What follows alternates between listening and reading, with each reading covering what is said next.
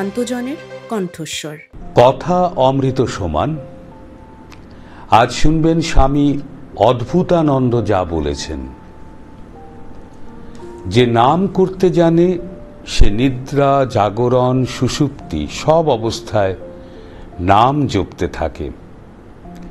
ঘুমের সময় মনের মধ্যে নামের কাজও চলতে থাকে। এমনি করে দিনে রেতে নামের শক্তি সাধককে বাঁচাতে থাকে। যত দেহ মন শুদ্ধ পবিত্র হতে থাকবে তত ভেতরের পর্দাগুলো বেরিয়ে আসবে।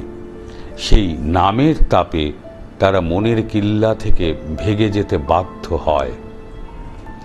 মনে যে ভাব উঠবে সেই ভাবের বিপরীত ভাবকে মনে মনে চিন্তা করবে।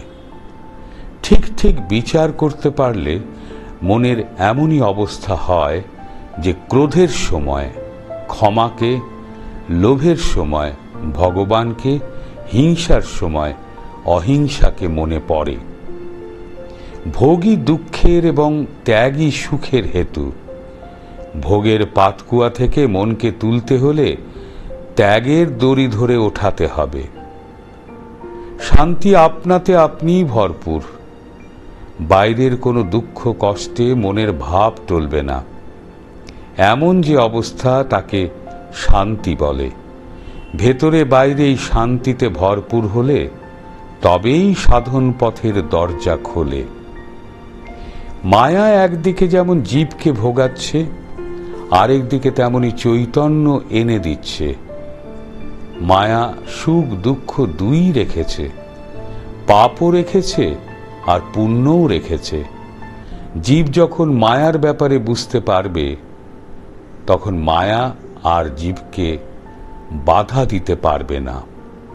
পবিত্র হও, পবিত্র না হলে ভগবানকে বুঝতে পারবে না। সৎ না হলে সৎ স্বরূপকে জানতে পারবে না। ধর্ম হচ্ছে আনন্দের ব্যাপার। যদি আনন্দই না মিলল তো উপোস করা মিছে। খিদের শরীর জীর্ণ হয়ে পড়ল, মন খিঁচড়ে রইল, তাহলে পুজো করবে কে? তিনি বলতেন, কুছু খেয়ে নিয়ে পুজো করায় দোষ হয় না। কথা অমৃত সমান।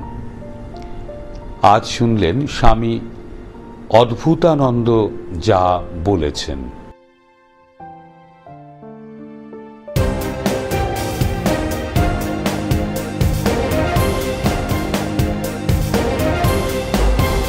আমোদরিয়া news, voice of the marginal.